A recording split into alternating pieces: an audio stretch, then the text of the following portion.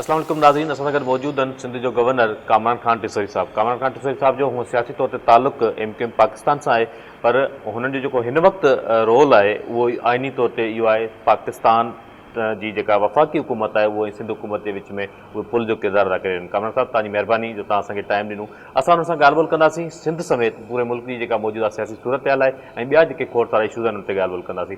कामरान साहब, पहले तो आपकी नवाजिश कि आपने हमें अपना टाइम दिया। आपका भी शुक्रिया। ये बताइएगा, बीइंग ए गवर्नर, कैसा निज़ाम चल रहा है इस वक्त?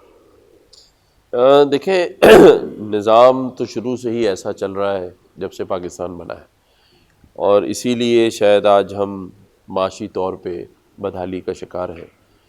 और 75 साल गुजरने के बाद हम IMF के पास $1 और $2 बिलियन के लिए हाथ फैला रहे हैं, जबकि होना तो ये चाहिए था कि जितने हज़ार अरब का हमने कर्ज़ा लिया, तो ये जो हमारा पूरा सूबा सिंध है, जो सूफ़ियों की धरती है, ख़ूबसूरत और प्यारे लोगों से भरी है, इन सब के पक्के मकान होने चाहिए थे, इन सब के रोज़गार होने चाहिए थे, इन सब के बच्चे जो है आला तालीम हासिल करते और मुफ्त में तालीम होती, मुफ्त में सारा अस्पतालों का निज़ाम होता। क्योंकि इतने हज़ार अरब कर्ज़ा लेके कहाँ लगाया? मुझे तो पूरे सिंध में, कराची में, हैदराबाद में, पूरे सिंध के लड़काना हो, नवाबशाह हो, जितने इलाके हैं सिंध के, मीरपुर ख़ास, जहाँ जहाँ कहीं पर भी मुझे नज़र नहीं आया जहाँ कहीं पैसा लगा हुआ है।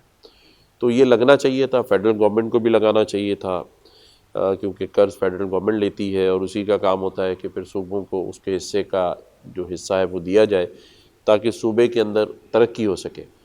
तो उसमें तो बिल्कुल ज़ीरो पे हम खड़े हैं। और अभी भी जो सिंध में ख़ास तौर पे, हालांकि पूरे पाकिस्तान में फ्लड आया, लेकिन जो सैलाब सिंध में आया है उसकी मिसाल नहीं मिलती। और मैं आफरीन है सिंध के उन नौजवानों पर, उन माओ बहनों बुज़ुर्गों पर कि उन्होंने कितने सब्र से इस सैलाब का मुकाबला किया। 21 लाख तो अभी भी घर बेघर हैं, टूट गए हैं, लेकिन पूरे ही सिंध में जो गरीब वहाँ के हारी थे, जिनके मवेशी थे, जिनकी छोटी मोटी 1-1, 2-2 एकड़ की ज़रूरी ज़मीनें थी, सब बह गई। लेकिन आपने देखे कि उन्होंने कहीं शोर नहीं मचाया, कहीं उन्होंने रोड ब्लॉक नहीं किए, कहीं वो पाकिस्तान के ख़िलाफ़ बात नहीं कर रहे। वो सब्र से, शुक्र से एक वक्त की रोटी खा के भी एक टेंट के अंदर अपने बच्चों के साथ अपनी ज़िंदगी गुजार रहे हैं। ना जहाँ लाइट है, ना बिजली, ना पानी, ना गैस, ना सीवरेज का निज़ाम है।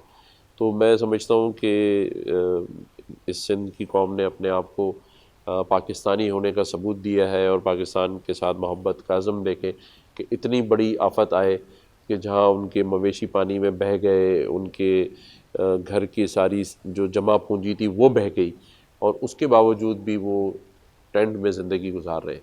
तो ये सारी चीज़ें आपके सामने हैं। सैलाब के बाद की सिचुएशन, उससे पहले कोविड-19 आया, तब भी इस सूबे ने बड़ा सफ़र किया, बेरोज़गारी बहुत बढ़ी। और आज भी, आज आप देखें कि मैंने तकरीबन गवर्नर बनने के बाद सिंध के तमाम ही शहरों में विज़िट किया है, मैं गया हूँ, जाके देखा है। आज भी जो हालत ज़िंदगी है वो उसी तरह से है जैसे पाकिस्तान बनने के बाद थी। मुझे तो कोई चेंज नज़र आया नहीं। अच्छा, आपने बताया कि आप लाड़काना भी गए हैं, नवाब शाह, आपने तकरीबन सिंध के जो है हर शहर का विज़िट किया है, और सिचुएशन वहाँ पे एक आपको ये भी महसूस नहीं हुआ कि कहीं कोई 1 रुपया कोई डेवलपमेंट की मद में लगा हुआ हो और शहर किसी में कोई बना हुआ हो?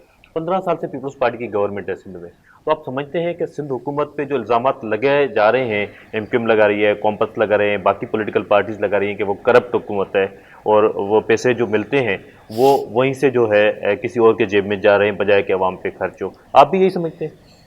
देखिए मुझे जब से मैं गवर्नर के मनसब पर बैठा हूँ, मेरी कई बार मुराद अली शाह साहब से बातचीत हुई है इस मामले पे।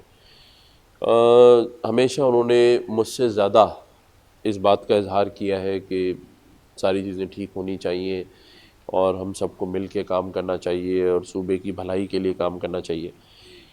एक बात की मैं उनकी तारीफ़ ज़रूर करूँगा, और जो उन्होंने गम्बट के अंदर हॉस्पिटल बनाया है सिंध गवर्नमेंट ने, میں جب ابھی گیا تھا شکارپور ایک کانووکیشن کے اوپر یونیورسٹی کے، اس میں جو ایک صاحب ہیں، نام میں ان سے بھول گیا ہوں، جنہوں نے وہاں سارا کام کیا ہے، رحیم بخش بھٹی صاحب ہیں۔ رحیم بخش بھٹی صاحب، جی بالکل رحیم بخش بھٹی صاحب کو میں نے گولڈ میڈل بھی دیا اس دن۔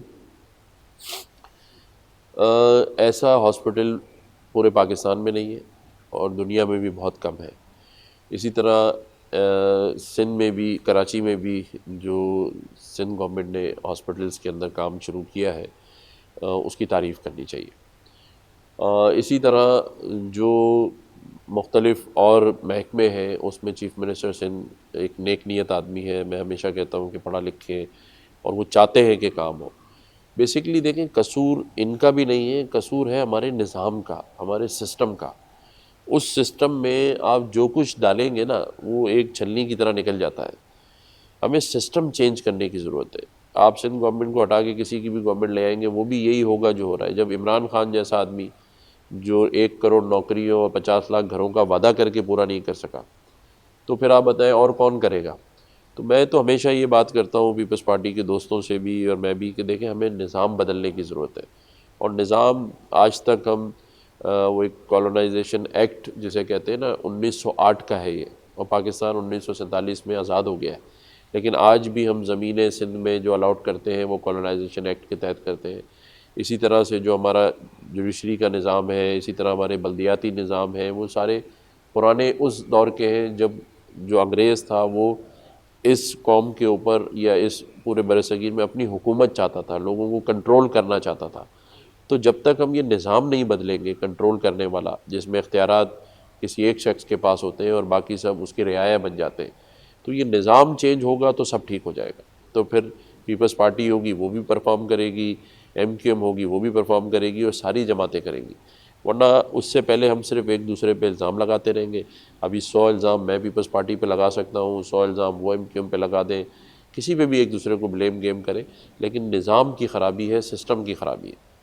اچھا، ڈاکٹر صاحب، آپ نے MQM کے تمام جو گروپس تھے ان کو آپ نے ایک کر دیا، جو آپ کا ایک مطلب اس وقت پورے پاکستان میں اس بات کو، اور ہم سندھی میں جس کو کہتے ہیں کہ ان تمام ولی ہاک آئے، تو آپ کا ایک جو رول ہے وہ ڈیفرنٹ رول رہا کہ آپ نے MQM کے جو ان کے بیچ اختلافات تھے وہ تمام ختم کروا دیا اور ایک پازیٹیو رول پلے کیا۔ آپ پیر صاحب پگارا سے بھی ملتے رہے، اور ان دنوں میں یہ بات بھی عام تھی کہ آپ شاید پیپلز پارٹی اور فنکشنل لیگ کے درمیان بھی جو ایک پل کا رول پلے کر رہے ہیں، GDA سے تو نہیں ہو رہا تھا شاید، فنکشنل لیگ اور پیپلز پارٹی کے درمیان، تو وہ معاملات کہاں پہنچے؟ دیکھیں، میں تو صرف MQM کے ہی دوستوں کو ایک نہیں کیا، بلکہ میں ایاز لطیف علیجو صاحب کے پاس بھی حیدرآباد ان کے گھر گیا، پیر صاحب پگاڑا کے پاس بھی چل کر گیا، آصف علی زرداری صاحب، بلاول بھٹو، جام نواب جام جو ہے ہمارے، ان کے پاس بھی گیا۔ سندھ کی ساری ہی بڑی فیملیوں کے ساتھ میرے پرانے مراسم بھی ہیں، سبھی کے ساتھ، ارباب رحیم ہو یا مہر خاندان ہو، شیرازی ہوں، جن سے بھی سندھ میں جو نوٹیبلز ہیں، الیکٹیبلز ہیں، ان سبھی کے ساتھ میرا ایک پرانا تعلق ہے۔ میں تو یہ چاہتا ہوں کہ سبھی لوگ افہام و تفہیم سے، محبت سے، سیاست سب اپنی اپنی کریں، لیکن اس سیاست میں جو غریب عوام ہے، جو لوگ ہیں، اس کو سیاست کی نظر نہ کریں۔ پہلا حق لوگوں کا ہے، جس کی بنیادی حقوق ہیں وہ اس کو دیے جائیں، روٹی، کپڑا، مکان کے ساتھ ساتھ آج اس کے بچوں کو اچھی تعلیم، اس کو رہنے کے لیے گھر اور روزگار کے مواقع اس کو دیے جائیں۔ جب اربوں کھربوں ڈالرز آ جاتے ہیں تو اس میں ان کا بھی حق ہے، کیونکہ یہی وہ لوگ ہیں جن سے آپ یہ پیسہ پھر وصول کر کے باہر وہ قرض لوٹاتے ہیں مہنگائی کے نام پر۔ آج سندھ میں ہو یا پاکستان میں ہو، سبھی لوگ مہنگائی کی زد میں ہیں۔ لوگ کس طرح سے اپنے گھروں کا گزارا کر رہے ہیں، یہ سب اسی لیے مہنگائی آئی ہے کہ جو قرض لیے گئے تھے ان کو اتارنے کے لیے مہنگائی کر کے ان سے پیسے وصول کیے جاتے ہیں۔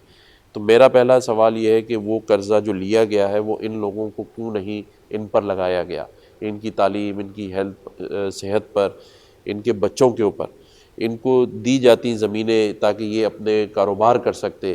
تو آج یہ سب نہیں ہے۔ اس طرف ہم نے جانا ہے کہ ہم سیاست اپنی اپنی کریں، لیکن عین مقصد سب کا وہ لوگوں کی خدمت ہے، عوام کی خدمت ہے۔ تو پھر ایک محبت اور مانگی رکھیں، ایک دوسرے کے ساتھ پیار رکھیں۔ کیونکہ جب سیاستدان آپس میں لڑتے ہیں تو اس کا نقصان بھی عوام کو ہی ہوتا ہے، کیونکہ جب کوئی برسر اقتدار ہوتا ہے تو وہ اس کے علاقے میں کام نہیں کرواتا، تو اس وجہ سے عوام کو بڑا اس کا سامنا کرنا پڑتا ہے۔ تو یہ ایک مقصد لے کے میں چلا ہوں کہ سب کے درمیان پیار محبت ہو، تاکہ ہم عوام کے وہ بنیادی کام کر سکیں جو ان کا حق ہے۔ تو پیر صاحب پگاروں نے کیا ریسپانس دیا زرداری صاحب کے ساتھ بیٹھنے کے دیکھیں، بعد میں سے؟ نے تو ان سے پیر صاحب کی اور زرداری صاحب کی کوئی بات نہیں کی، میں نے تو پیر صاحب سے بھی بات کی تھی کہ اس وقت ایک سیاسی جماعت جس کا سربراہ عمران خان ہے، وہ ہماری ملک کی سالمیت اور ہمارے ملک کی جو ایک ہمارا پرائیڈ ہے، ہماری افواج پاکستان، ہماری اسٹیبلشمنٹ، اس کے اوپر کردار کشی کر رہا ہے۔ تو پیر صاحب پگاڑا نے مجھے کہا کہ میں تو شروع سے جی ایچ کیو کے ساتھ، میرا والد بھی تھا، میں بھی اس کے ساتھ ہوں، اور میری طرف سے جو ہے وہ، بلکہ اس نے بیان بھی جاری کیا پیر پگاڑوں نے کہ وہ فوج کے ساتھ ہے، افواج پاکستان کے ساتھ ہے، کیونکہ آپ یہ دیکھیں کہ یہ ایک دنیا میں مشہور مثال ہے کہ کسی بھی ملک کو اگر کمزور کرنا ہے، اس کی بنیادوں کو کمزور کرنا ہے، تو اس ملک کی فوج اور اس کی افواج، اس کی جو اسٹیبلشمنٹ ہے، اس کو کمزور کر دیں۔ تو میں سمجھتا ہوں کہ عمران خان کا یہ ایجنڈا ہے، اور ہم کم از کم سندھ کے لوگ جو اس بات کو سمجھتے ہیں، سندھ کی عوام غیور عوام ہے، اور آپ کو پتہ ہے جب قرارداد پاکستان جو 23 مارچ کا دن ہے، اس میں سب سے پہلے پاکستان کے لیے جو ووٹ دیا تھا وہ سندھ نے دیا تھا۔ تو سندھ اس بار بھی آگے بڑھ کے اس پاکستان کی معیشت کو بچانے کے لیے، پاکستان کی سالمیت کو بچانے کے لیے اپنا کردار ضرور ادا کرے گا۔ ناظرین اتنے وقت ہوگا شارٹ بریک اپ وری ملوں تا تصویر ویلکم بیک ناظرین اصل اگر موجود ہیں سندھ جو گورنر تصویر صاحب یہ بتائیے گا کہ آپ جو ہیں باقی تو تمام لوگوں کو ایک ساتھ کرنے میں بہت آپ کردار ادا کر رہے ہیں، لیکن اس وقت جو ہے ایم کیو ایم کے جو لوگ مل گئے ان کے مابین کچھ ابھی تک اختلافات نظر آ رہے ہیں، جیسا کہ جو عامر خان بھائی تھے وہ پہلے سینئر ڈپٹی کنوینر کے طور پہ بہت ایکٹیو رول پلے کر رہے تھے، لیکن جب سے فاروق ستار صاحب آئے ہیں، مصطفیٰ کمال صاحب آئے ہیں، تو وہ کہیں وہ رول پلے کرتے ہوئے نظر نہیں آ رہے جو پہلے، حتیٰ کہ وہ آپ کے لیے تو کڑھائیاں بھی بنا رہے ہیں اپنے گھر پر۔ دیکھیں، کیونکہ میں پورے سندھ کا گورنر ہوں، اور جو گورنر ہوتا ہے وہ صوبے کا آئینی سربراہ ہوتا ہے، وفاق کا نمائندہ ہوتا ہے اور نیوٹرل ہوتا ہے۔ جہاں تک افہام و تفہیم، پیار محبت اور کسی کے درمیان اختلاف تھا، وہ تو میں بیٹھ کے برج کا کردار ادا کر سکتا ہوں، جیسے وفاق اور صوبوں کے درمیان اور صوبوں میں موجود تمام سیاسی جماعتوں کے درمیان، اور اسی طرح اگر کسی کے درمیان اس طرح کی بات تھی۔ لیکن اس کے بعد جو سیاسی معاملات ہیں وہ سب سیاسی سربراہ اور ان کی پارٹی کے ہیں، اس میں نہ میرا کوئی عمل دخل ہے اور نہ میں اس میں عمل دخل کرنا چاہتا ہوں۔ اگر آپس میں ایک دوسرے کے ساتھ سبھی محبت سے چلیں گے تو مضبوطی آتی ہے، اور اگر اختلاف رکھیں گے اور ایک دوسرے کو ٹھیک کرنے میں لگے رہیں گے تو پھر سیاسی پارٹیاں آپ کو پتہ ہے آگے نہیں چل سکتی۔ اچھا تصویر صاحب، ابھی جو ہے ایم کیو ایم سے آپ کا تعلق ہے، اور ایم کیو ایم کا یہ شکوہ رہا ہے کہ 75 سالوں سے جو بانیان پاکستان ہیں، ان کا کلیم ہے کہ جو بانیان پاکستان ہیں ان کو نظر انداز کیا جا رہا ہے، تو اس بات میں کتنی صداقت ہے؟ دوسرا یہ ہے کہ یہ جو پاکستان میں ایم کیو ایم کا مطالبہ ہے کہ جو شہری سندھ ہے اس کا الگ سے صوبہ بننا چاہیے، کتنی آپ ان کی سپورٹ کریں گے؟ دیکھیں، مسائل تو پورے پاکستان کے ساتھ ہیں، اور جیسے میں نے کہا کہ جب بھی میں صوبہ سندھ کے مختلف شہروں میں جاتا ہوں، سیون شریف میں بہت جاتا ہوں حضرت لال شہباز قلندر پہ، اور گورنر بننے سے پہلے بھی سال میں 3-4 دفعہ جاتا تھا۔ ابھی بھی میرا چوتھا ٹرپ تھا گورنر بننے کے بعد اس 6 مہینے میں کہ میں حضرت لال شہباز قلندر پہ گیا۔ تو مجھے تو پورے صوبے کی ہی جو عوام ہے نا وہ معصوم اور لاچار اور مجبور نظر آتی ہے۔ تو یہ مطالبہ ایم کیو ایم کا ہی نہیں ہے، بلکہ میں سمجھتا ہوں پورے سندھ میں ہی لوگوں کو نظر انداز کیا گیا ہے، اور پورے پاکستان میں نظر انداز کیا گیا ہے، اور یہ نظر انداز ہونے کی وجہ سے ہی آج ہم معاشی مسائل کا شکار ہیں۔ تو سبھی کے جو معاملات ہیں اس کو ایڈریس ہونا چاہیے، اور لوگوں کے مسائل حل کرنے چاہیے، اور جس کا جو حق ہے اور جو جس کی جسے کہتے ہیں کہ یہ ذمہ داری ہے حکومتوں کی، ریاستوں کی، کہ سبھی کو ان کے حقوق دیے جائیں، جس کا ہمارے آئین میں بھی ذکر ہے۔ تو میں سمجھتا ہوں کہ کہیں نہ کہیں سبھی کے ساتھ اس ملک میں زیادتیاں ہو رہی ہیں اور ہوئی ہیں، جس کی وجہ سے آج ہم ایک قوم نظر نہیں آتے، ہم فرقوں میں اور قومیتوں میں بٹ گئے، اور اسی وجہ سے آج ہمیں یہ دن دیکھنے پڑ رہے ہیں کہ ہم میں پاکستانی کوئی نظر نہیں آتا، جبکہ ہم بیرون ملک جائیں، ترکیہ کی مثال لے لیں تو وہاں کسی سے پوچھیں گے تو وہ کہے گا میں ترک ہوں، جبکہ ہم جو ہے مختلف قومیتوں کی بات کرتے ہیں، پاکستان کی بات نہیں کرتے۔ جو صوبے کی بات کری تھی، ایم کیو ایم کا دیرینہ مطالبہ یہ رہا ہے۔ دیکھیں، یہ صوبے کی بھی جو بات ہمیشہ آتی ہے، میں یہ سمجھتا ہوں اس کے لیے جب تک تمام سیاسی جماعتیں، تمام اسٹیک ہولڈرز ایک ٹیبل پہ نہ بیٹھیں اور متفق نہ ہوں، تو اس سے پہلے اس قسم کی بات اس لیے نہیں کرنی چاہیے کہ ہم اس وفاق کی اکائیوں کو اور آپس میں نفرتوں کے بجائے محبت والا راستہ نکالیں، اور اگر محبت سے، افہام و تفہیم سے سارے لوگ بیٹھتے ہیں تو پورے پاکستان کے اندر اگر کہیں ضرورت ہے تو وہ بنانے چاہیے، لیکن اس پہ سب کا متفق ہونا اور سب کی رائے لینا اور سب کی رائے کا احترام کرنا اور ایک دوسرے کو قائل کرنا پہلا کام ہے جس کے لیے ہم سب کو بیٹھنا ہے، اور اگر سمجھتے ہیں کہ نہیں اور اس کی ضرورت نہیں ہے تو پھر نہیں بننا چاہیے۔ اچھا، یہاں پر ابھی کراچی میں جو قدیمی گوٹ ہے ان کو ریگولائز کرنے کے حوالے سے معاملات چل رہے ہیں، کمیٹی بھی بنائی گئی ہے، اس کی میٹنگ بھی ہوئی ہے۔ ایم کیو ایم کے محمد حسین صاحب نے اسمبلی میں بھی کہا تھا کہ ایم کیو ایم کو اس کمیٹی میں شامل کیا جائے، لیکن ابھی تک سندھ گورنمنٹ نے شاید شامل نہیں کیا ہے ان کو۔ آپ سے بھی انہوں نے کوئی شکوہ گلا کیا ہے؟ جی، آپ نے بھی سنا ہے کہ سی ایم صاحب کو کوئی خط لکھا ہے؟ میرے پاس خالد مقبول صدیقی صاحب اپنی پوری قیادت کے ساتھ آئے تھے، اور اس کے علاوہ جماعت اسلامی، اے این پی اور مختلف سیاسی جماعتوں نے بھی مجھے رابطہ کیا ہے، اور انہوں نے کہا ہے کہ جو کمیٹی بنی ہے اس میں 5 نام صرف پیپلز پارٹی کے ہیں، اور اس میں باقی جماعتوں کے لوگوں کو شامل کیا جائے۔ اس میں میں ایک خط لکھ رہا ہوں چیف منسٹر صاحب کو، اور میں ان سے یہ ریکویسٹ کروں گا کہ اس کو نیوٹرل کمیٹی بنایا جائے، یا تو کسی بھی سیاسی جماعت کا کوئی آدمی نہ ہو، اور اگر ہوں تو پھر سب کے ہوں، اور جہاں جہاں ضرورت ہے وہاں گوٹ بنے، جہاں نہیں ہے کیونکہ اس پہ سپریم کورٹ اور ہائی کورٹ کے آرڈرز موجود ہیں تو کوئی نیا گوٹ نہیں بننا چاہیے، جو آلریڈی ہے ان کے حقوق کی بات ہونی چاہیے۔ اچھا، ابھی حقوق کی بات آئی تو مردم شماری ایک بہت بڑا ایشو چل رہا ہے پورے پاکستان کا۔ آپ کے پاس بھی خود پیپلز پارٹی کے جب ناصر شاہ صاحب بیٹھے ہوئے تھے تو انہوں نے اپنے تحفظات کا اظہار کیا۔ پیپلز پارٹی کے چیئرمین جو ہے وہ اس پہ بار بار کہتے رہے ہیں، انہوں نے اے پی سی بھی بلائی تھی، باقی بھی کمپس جماعتیں ان کے بھی خدشات ہیں۔ تو اس وقت جو مردم شماری ہو رہی ہے اس کے حوالے سے آپ کو بینگ اے گورنر کتنا اپڈیٹ کیا گیا ہے؟ کیا اس میں پروگریس ہے؟ کتنے لوگ گنے گئے ہیں اور کتنے لوگ باقی رہتے ہیں؟ جو ٹائم پیریڈ ہے وہ تو پورا ہونے والا ہے۔ دیکھیں، کمشنر جو سینسز ہیں وہ میرے پاس آئے تھے، اس کی ڈیجیٹل والی تو اوپننگ ہی گورنر ہاؤس سے کی گئی ہے، اور وہ میں نے ان کو یہ ہدایت کی تھی کہ آپ احسن اقبال صاحب کے ساتھ سارے معاملات جو شکایتیں تب تمام ہی سیاسی جماعتوں کو ہیں تو اس کے اوپر معاملات کو حل کریں۔ بہت سے چیزوں کو ایڈریس کیا گیا ہے، بہت سوں کو حل کیا جا رہا ہے، جہاں جہاں مسائل ہوں گے اس کا ادراک ہم کرتے رہیں گے، اور میں نے جیسے کہا نا کہ کوئی بھی کام جس پہ سب متفق ہوں وہی کامیاب ہوتا ہے۔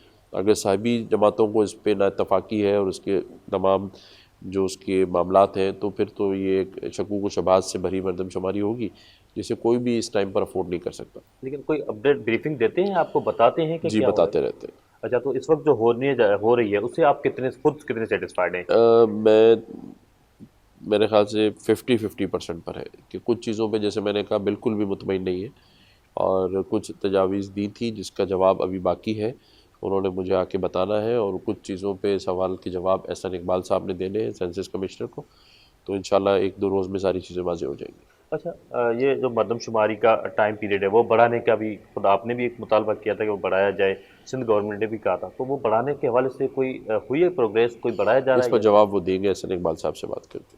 اچھا اچھا، دوسرا یہ ہے کہ اس وقت جو سچویشن ہے سندھ میں خاص طور پہ وہ بہت ہی ایم کیو ایم اور پیپلز پارٹی کے درمیان گولہ باری والی ہے، خاص طور پہ کراچی میں میئر کے حوالے سے جماعت اسلامی اور پیپلز پارٹی کے درمیان ہے۔ تو کہا یہ جا رہا ہے کہ ایم کیو ایم لوکل باڈیز جو قانون تھا اس کے حوالے سے وہ لاسٹ دن تک آپ کے پاس بیٹھے رہے کہ پیپلز پارٹی سے بات کریں، الیکشن ملتوی کریں، آپ کے پاس ایک آرڈیننس کے آئینی اختیارات بھی تھی وہ بھی استعمال کی جائیں، لیکن وہ نہیں ہو سکے اور ایم کیو ایم نے بائیکاٹ کیا۔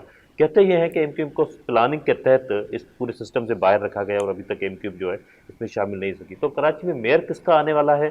اور یہ جو پورا سسٹم تھا یہ چونکہ آپ کے سامنے ہی ساری چیزیں ہو رہی تھی، آپ اس میں ایک رول پلے کر رہے تھے، تو واقعی ایم کیو ایم کو سازش کے تحت باہر رکھا گیا تھا؟ دیکھیے، میں سازش کا لفظ تو میں نہیں کہوں گا، لیکن یہ ضرور ہے کہ ایم کیو ایم کے دوستوں نے جو 10(1) کی ڈیمانڈ کی تھی کہ 73 UCs کو بڑھایا جائے.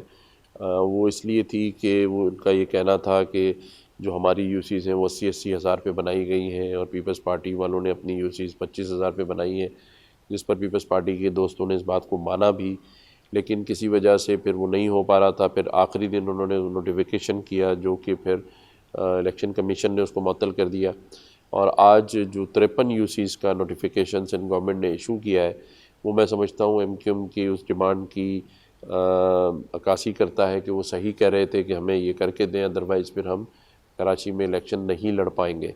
تو وہ بعد میں ہوا اور نوٹیفیکیشن ہو گیا. یہی اس وقت میں بھی پیپلز پارٹی کے دوستوں سے کہہ رہا تھا کہ اس کو کر دیں کیونکہ ان کی ڈیمانڈ جائز ہے. میں یہ سمجھتا ہوں کہ اس وقت نہیں مانا گیا، MQM اس پروسیس سے باہر ہو گئی، انہوں نے بائیک آؤٹ کیا. لیکن اب دیکھنا یہ ہے کہ جو ابھی ریزرو سیٹس کے اوپر الیکشن ہوں گے اور جو 12 جو رہ گئے ہیں اس کے بعد کیا سچویشن بنتی ہے، اور ظاہر ہے جس کے نمبر زیادہ ہوں گے وہی اپنا میئر بنائے گا. اچھا، MQM اور پیپلز پارٹی کے درمیان الزامات کی تو بہت پرانی ایک کہانی ہے، لیکن وہ ہمیشہ ایک دوسرے کے ساتھ بھی رہتے ہیں، ساتھ رہتے ہوئے بھی ایک شکوہ شکایت، اور یہ ایک ڈیموکریٹ وے ہے کہ آپ ساتھ رہ کر ایک دوسرے کے گلے شکوے بھی کریں. MQM نے ایک اور مطالبہ کیا تھا، آپ سے کیا تھا اسپیشلی، کہ حیدرآباد کو جو اس وقت بلدیاتی انتخابات ہوئے ہیں اس میں جو میئر آ رہا ہے وہ حیدرآباد کا نہیں آ رہا، وہ کسی رورل سے لایا جا رہا ہے، اور گورنر اپنے آرڈیننس کے تحت حیدرآباد کی جو ایک چل سچویشن ہے وہ بحال کرے. مصطفیٰ کمال صاحب نے پریس کانفرنس کی تھی، آپ کو بتایا تھا انہوں نے کچھ اس حوالے نہیں، سے؟ میرے پاس ایسا کوئی پرپوزل نہیں. اچھا اچھا، اس وقت جو پنجاب میں الیکشن ہونی تھی وہ ملتوی کر دی گئی ہے. ابھی یہ کہا جا رہا ہے کہ کوشش کرنے رہے ہیں وفاقی حکومت کے ایک ساتھ پورے ملک میں، تو کب انتخابات ہونے جا رہے ہیں، کوئی اپائنٹ؟ دیکھیں، یہ تو آئین و قانون کے حساب سے جو قانون میں لکھا ہوا ہے وہی ہونے چاہیے. اور میں نے ہمیشہ یہ بات کی ہے کہ ساری چیزیں اس نظر سے بھی دیکھنی ہے کہ اس وقت پاکستان کے حالات کیا ہیں. جب معاشی طور پہ آپ کے پاس بھوک اور افلاس ہو، قرض دینے کے لیے واپس پیسے نہ ہوں، اور آپ کے پاس ریزروز نہ ہوں، اور آپ ڈکلائن کی طرف جا رہے ہوں، تو ایسے میں دنیا ہنسے گی کہ آپ کے پاس اپنے لوگوں کو کھلانے کے لیے پیسے نہیں ہیں اور آپ اربوں روپے الیکشن پہ ڈال رہے ہیں. تو اگین میرا تو یہی کہنا ہے، مجھے نہیں پتا اس میں قانون میں کتنی اس بات کی گنجائش ہے، کہ یہ وقت سیاست کا نہیں ہے. تمام اسٹیک ہولڈرز ٹیبل پر بیٹھے، اور دنیا میں کوئی ایسا کام نہیں ہے جو ٹیبل پر بیٹھ کے حل نہ کیا جا سکے. پہلے پاکستان کو رکھیں، پاکستان کے جو حالات ہیں اس کو رکھیں، اور اس کے بعد پھر سیاست کی بات کریں. آپ کے لیے PTI والے کہتے رہے کہ یہ تو گورنر جو ہیں وہ مولا جٹ، ان کو تو کچھ پتہ ہی نہیں ہے، اور وہ خاص طور پہ چونکہ ان کا گورنر ہاؤس پہ زیادہ عرصہ ان کا ہی رہا ہے ٹائم پیریڈ یہاں پہ گزشتہ 4 سالوں میں. تو ایک تو ان کے اس بیانی کو آپ کیسے دیکھتے ہیں، دوسرا جو زمان پارک میں ہو رہا ہے بینگ اے پولیٹیکل ورکر، آپ اس کو کیسے دیکھتے ہیں؟ دیکھیں، مولا جٹ انہوں نے کہا، میں نے تو ان کا شکریہ ادا کیا تھا، اس لیے کہ پاکستان میں مولا جٹ کا جو کریکٹر ہے وہ بڑا پازیٹیو ہے، اور مولا جٹ ہمیشہ ہر اس جگہ پہنچ جاتا ہے جہاں ناانصافی ہو رہی ہو. میں تو یہ شکر کیا کرتا ہوں کہ انہوں نے مجھے نوری نٹ کا خطاب نہیں دیا. باقی رہ گئی بات جو زمان پارک میں ہو رہا ہے، وہ جگ ہسائی ہو رہی ہے اور تو کچھ نہیں ہو رہا. ہمارا پڑوسی ملک ہندوستان ہنس رہا ہے کہ یہ آپس میں ایک دوسرے سے جنگ کر رہے ہیں، اور قانون کا احترام نہیں ہے. اگر کورٹ بلا رہی ہے تو انہیں جانا چاہیے، پولیس کو مطلوب ہے تو جانا چاہیے، اسی کو قانون کہتے ہیں. اور بے گناہ ہے تو اپنی بے گناہی ثابت کرنی چاہیے. لیکن گھر میں چھپ کر اور ایک ایسے ماحول کو بنانا، میڈیا کو اور سوشل میڈیا کو استعمال کر کے پاکستان کو بدنام کرنا، یہ اچھی بات نہیں. اچھا، ویسے اس وقت جو آپ رول پلے کر رہے ہیں تمام پارٹیز کو ایک ساتھ، آپ لطیف علی صاحب کے پاس بھی گئے، باقی کچھ پارٹیز کے پاس بھی گئے، تو قوم پرستوں کا کیا رجحان ہے؟ اور یہ جو گولہ باری خاص طور پہ اردو اور سندھی بولنے والوں کے درمیان ایک پھیلائی جاتی ہے بعض اوقات کہ بھئی یہ جو ہے یہ مہاجر ہے، یہ سندھی ہے، اس قسم کی جو لسانیت پھیلائی جا رہی ہے سندھ میں، اس کو کم کرنے کے لیے کیا آپ رول پلے کر رہے ہیں؟ یعنی میں تو سمجھتا ہوں اس قسم کی کوئی بات کسی کو کرنی ہی نہیں چاہیے. ہم سب پاکستانی ہیں، اور اس کے بعد اگر کوئی فرق عزت دینا ہے، سبھی کو ایک دوسرے کی زبان کا، ایک دوسرے کے مذہب کا اس ملک میں احترام کرنا، یہی ہمارا آئین اور قانون کہتا ہے. اور میں سمجھتا ہوں کہ یہ تو وہ لوگ کرتے ہیں جو سازشیں بنتے ہیں اور سازشوں کے اعلی کار ہیں. باقی اس شہر کی اور اس صوبے کی تو اور پاکستان کی جو عوام ہے وہ تو بہت معصوم ہے. ہم ایک دوسرے کے رشتہ داریاں کرتے ہیں، ایک دوسرے کے ساتھ ہمارا گھروں میں آن جان ہے، دوستیاں ہیں. میرے پاس اس گورنر ہاؤس میں میرا 50% سے زیادہ اسٹاف سندھی ہے، باقی اردو اسپیکنگ ہے. تو یہ تو ایک ساتھ رہتے ہیں، ایک ساتھ اٹھتے بیٹھتے ہیں، کھاتے ہیں. یہ تکلیف تو ان لوگوں کو ہوتی ہے جو ان چیزوں کو پیدا کر کے اپنی سیاست چمکاتے ہیں. کیا ریسپانس تھا ان کا جن کے پاس آپ گئے تھے اس حوالے سے؟ ریاض لطیف بلوچ صاحب نے بہت اچھی باتیں کی تھیں. انہوں نے مجھے ہر اس بات کا تعاون کا یقین دلایا جہاں ہم بہتری کر سکتے ہیں، بیٹرمنٹ ہو سکتی ہے، اور بہت پازیٹیو باتیں کی انہوں نے.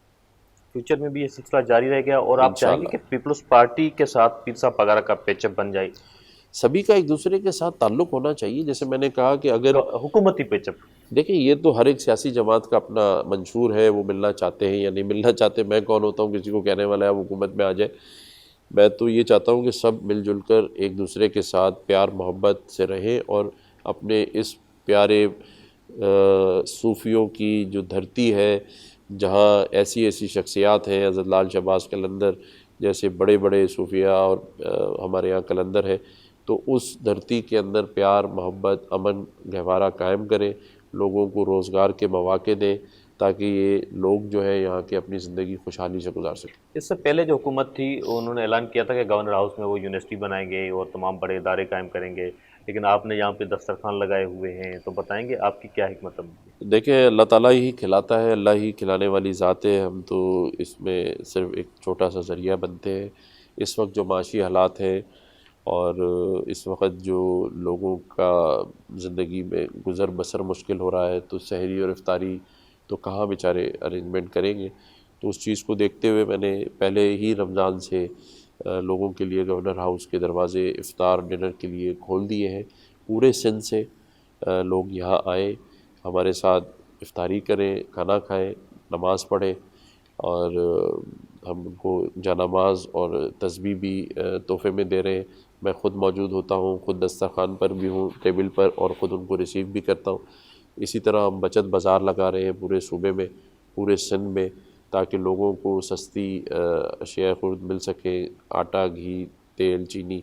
اور اسی طرح سے یہ بھی آگے پلان ہے کہ ہم لوگوں کو جو ہے وہ نوکریوں کے لیے روزگار کے لیے مواقع فراہم کریں. اس کے لیے آئی ٹی کے کورسز جو ہے وہ اور اس کی کلاسز گورنر ہاؤس میں انشاءاللہ اگلے مہینے سے شروع ہوں گی. ابھی ہم نے کچھ لوگوں کے ساتھ مل کے تقریباً کوئی 24,000 لوگوں کو مفت کورس کرائے اس 6 مہینے میں، جو ایک کورس 1.5 لاکھ کا تھا. تو اگر وہ کانٹینٹ اور وہ آئی ٹی سیکھ جائیں گے تو میرا یہ ماننا ہے کہ ہمارے سندھ کا نوجوان اگر اس کے پاس ایک اینڈرائڈ فون ہے تو وہ مہینے کے 3-4 لاکھ 5 لاکھ کما سکتا ہے اگر وہ کورسز کر لے. تو وہ کورس انشاءاللہ شروع ہے اور یہاں گورنر ہاؤس میں بھی انشاءاللہ شروع کرائے جائیں گے. اچھا، آپ فیڈرل گورنمنٹ کے نمائندے ہیں سندھ میں. کراچی کے لوگ خاص طور پہ اس وقت گیس اور بجلی کے بحران کو شدت سے فیس کر رہے ہیں، خاص طور پہ سحری کے وقت افطاری کے وقت گیس نہیں ہوتی، بجلی نہیں ہوتی لوگوں کے پاس. تو اس کے لیے آپ نے کیا اقدامات، لاسٹ ٹائم پہ آپ سے جب ہوئی تھی ملاقات تب بھی آپ نے کہا تھا کہ آپ کے الیکٹرک سے کوئی سوال سے بات کریں گے؟ جی بالکل، میری گاہے بگاہے بات چیت ہوتی رہتی ہے. میں نے ٹیلی فون پہ بھی بات کی ہے، اور انشاءاللہ میں 1-2 روز کے اندر ایم ڈی سوئی صدرن کو بھی بلاؤں گا، ایم ڈی کے ای کو بھی بلاؤں گا، تاکہ رمضان میں کم از کم سحری اور افطار کے ٹائم پہ نہ لوڈ شیڈنگ ہو اور نہ گیس کی کمی ہو کسی کو. اچھا، تھر جو ہے وہ پتھر بدلے گا پاکستان ایک نعرہ تھا، لیکن تھر میں جو ہے وہاں سے بجلی تو پیدا ہو رہی ہے، کوئلہ تو نکل رہا ہے، لیکن آج بھی تھر کی جو ہے 80% آبادی جو ہے وہ آئی تھنک کہ بجلی کی فراہمی سے محروم ہے. تو اس کے لیے کیا کرے فیڈرل گورنمنٹ؟ اور سی ایم صاحب نے کہا تھا کہ تھر میں جو ہے 200 یونٹ ہم فری بجلی دے رہے ہیں اسلام کوٹ کی سراؤنڈنگ میں، لیکن ایسا تو کچھ بھی نہیں ہے، وہاں پہ تو صرف 100 یونٹ دیکھیں دیے جا رہے یہ ہیں. بڑی زیادتی ہے. میں تو کہتا ہوں پورے ہی سندھ میں جو زمینیں گورنمنٹ کے پاس بچی ہیں وہ تمام سندھ کی اہاریوں، مزدور اور غریب لوگوں میں دے دینی چاہیے، بانٹ دینی چاہیے. کیونکہ جب تک لوگوں کو آپ روزگار کے لیے کچھ نہیں دیں گے تو اپنے پیروں پہ کیسے کھڑے ہوں گے. دوسرا ابھی میں فیڈرل گورنمنٹ کو بھی خط لکھ رہا ہوں اور سندھ گورنمنٹ کو بھی کہ جو لوگوں کی سیلریز ہیں وہ اس وقت جو حالات ہیں اس میں کم از کم 50% کا اضافہ کرنا چاہیے، تاکہ لوگ اپنی زندگی میں وہ خوشحالی لا سکیں جس کے لیے وہ محنت کرتے ہیں. ان کے بچے باہر پڑھ رہے ہیں اور جو ڈی ویلیوشن ہوا ہے، جو ڈالر جہاں پہنچ گیا ہے اس حساب سے نہ سیلریز بڑھی ہیں، جو مہنگائی ہو گئی اس حساب سے سیلریز نہیں بڑھی. تو تمام ہی لوگوں کی سیلریز بڑھائی جائیں، چاہے پولیس ہو، چاہے نیوی میں ہو، ایئر فورس ہو، فوج کے اور سول لوگ، اور جو پرائیویٹ سیکٹر کے لوگ ہیں. اگر ایک سیکورٹی گارڈ ہے جو ہمارے یہاں سندھ سے آتا ہے یا کراچی سے آتا ہے، اس کی تنخواہ 15,000 رکھی ہوئی، میرے حساب سے وہ کم از کم تنخواہ اس شخص کی جو ہے 30 سے 35 ہزار روپے ہونی چاہیے. تو اس کے اوپر بھی انشاءاللہ ہم کام کر رہے ہیں. میں خط لکھ رہا ہوں چیف منسٹر صاحب کو، بات چیت بھی کر رہا ہوں، کنسرن ڈپارٹمنٹ سے بھی بات کر رہا ہوں. تو دعا کریں اللہ تعالیٰ مجھے اس میں کامیابی دے. تھر کے جو لوگ ہیں بجلی کو کب ملے گی؟ ان کو بجلی بھی ملنی چاہیے، ان کو رائلٹی بھی ملنی چاہیے، ان کو سرکاری نوکریوں میں حصہ دینا چاہیے، ان کو ہر وہ فیسلٹی، وہ سہولت دینی چاہیے. کیونکہ اگر آپ نے اسی طرح سے بلوچستان میں جب گیس نکلی تھی تو ان کو ان کا حق نہیں دیا تھا، جس کی وجہ سے وہاں مسائل ہوتے تھے. تو میں سمجھتا ہوں تھر کے ہر اس شخص کو، ہر اس فرد کو فائدہ ہونا چاہیے اس تھرکول کے منصوبے سے، تاکہ اس کی بھی زندگی میں خوشحالی آ سکے.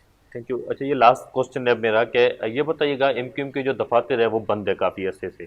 ابھی تو فیڈرل گورنمنٹ کا وہ پہلے بھی گورنمنٹ میں حصہ تھے، اس گورنمنٹ کا بھی حصہ ہیں اور آپ گورنر ہیں، تو وہ کب اوپن ہوں گے؟ وہاں کے جو کارکنان ہیں ان میں سے ایک بے چینی پھیلی ہوئی ہے، وہ کب ختم ہوگی؟ یہ سوال آپ ڈاکٹر خالد مقبول صدیقی سے پوچھیے. ٹھیک. Thank you. سندھ جو گورنر کامران خان ٹسری صاحب سان گڈु موجود ہوयो. گورنر صاحب جو چवणु हुयो تو उहे चाहिनि था त सिंध जा नौजवान जेके उन्हनि खे रोज़गार मिले. उन्हनि सां गॾोगॾु सिंध ऐं पाकिस्तान जे रहवासियुनि जे लाइ हिकिड़ी ख़ुशख़बरी जी ॻाल्हि इहा बि आहे त सिंध जे गवर्नर पारां वफ़ाक़ी ऐं सिंध हुकूमत खे ख़त लिखियो वेंदो त मौजूदा महांगाई जे दौर में जेका घटि में घटि सैलरी 25,000 रुपया मुक़ररु थियल आहे, उन में घटि 25,000 इज़ाफ़ो कयो वञे त जीअं हू मुलाज़िम जेके पंहिंजी ज़िंदगी जो गुज़र सफ़र आसानी सां करे सघनि. इन सां गॾु ॾींदा इजाज़त. अला भाई.